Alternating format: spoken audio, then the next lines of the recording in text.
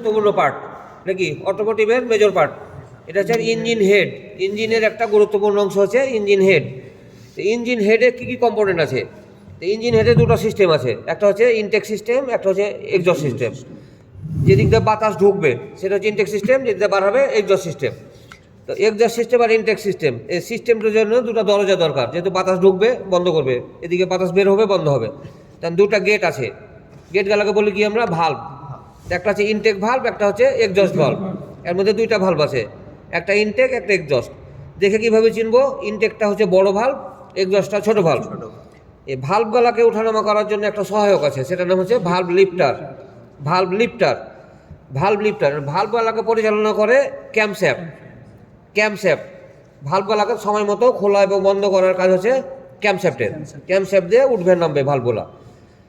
এর সাথে আরও কিছু আছে, সেটা আছে কি তেল স্প্রে করা বা ফুয়েল ইনজেক্ট করার জন্য একটা ইনজেক্টর আছে, এটাকে বলি কি ফুয়েল ইনজেক্টর। এটা হচ্ছে ইলেকট্রনিক ফুয়েল ইনজেক্টর। আর আছে কি সাইডে আছে কোর প্লাগের কাজ হচ্ছে ইঞ্জিনটাকে বিস্ফোরণের হাত থেকে বাঁচাবে এবং এগুলো খুলে ভিতরটাকে পরিষ্কার করা যাবে। ইঞ্জিন হেডে আর একটা কি আছে, এখানে আছে থার্মোস্ট্যাট ভাল্ব। এই ভাল্বের কাজ হচ্ছে ইঞ্জিনকে গরম করা। সব জায়গায় কাজ হচ্ছে ইঞ্জিন ঠান্ডা করা, কিন্তু এই ভাল্বের কাজ হচ্ছে ইঞ্জিনকে গরম করা।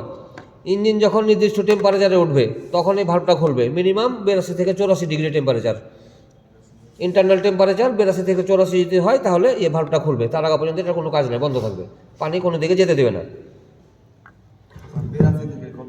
84 সেন্টিগ্রেড। এর উল্টা দিকে দেখি, কোনটা বললেন স্যার? এই যে এখানে এটু এই বডি থেকে যেটা খোলা যাবে, এটা হচ্ছে থার্মোস্ট্যাট ভাল্ব। ওটা স্যার ইঞ্জিনের সাথে যুক্ত আছে না, খোলা যায়? কোনটা? এটা খোলা যায়, এটা যা আছে সবই খোলা যায়। তারপর আছে কি এখানে আমরা পড়েছি কি combustion, internal combustion, external combustion. Engine দু ধরনের, বাইরে আগুন জ্বলে সেটা হচ্ছে এক্সটার্নাল, আর এটা ইন্টারনাল। যে ইঞ্জিনে যেখানে বিস্ফোরণ হয় আগুন জ্বলে, তো কোথায় আগুন জ্বলে? এই গ্যাপখানির মধ্যে আগুন জ্বলে।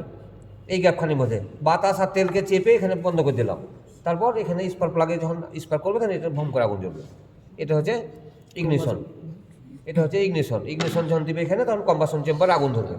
তাহলে কম্বাসন চেম্বারে আগুন ধরানোর কী দরকার লাগে? স্পার্ক প্লাগ আছে, স্পার্ক প্লাগ হেডের কম্পোনেন্ট।